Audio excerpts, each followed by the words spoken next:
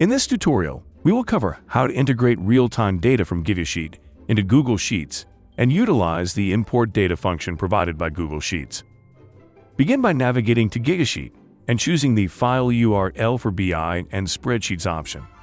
This section provides you with the live URL link and detailed instructions for establishing a connection to your Google Sheets. Review the documentation to find the specific function you need to use in your Google Sheet. Copy this function.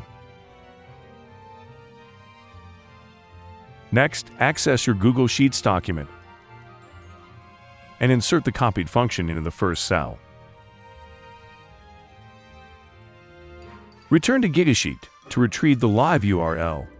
Incorporate this URL into the function by substituting the placeholder text, ensuring to enclose the URL in quotes. Proceed to authorize access and allow some time for the data to populate in your Google Sheet.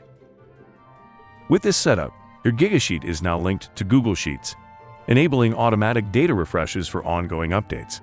Keep in mind, though, that Google Sheets has a limitation on the number of rows it can handle.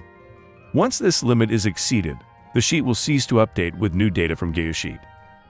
If you have any questions about this functionality, feel free to check out the support docs or send us an email to support@gigasheet.com.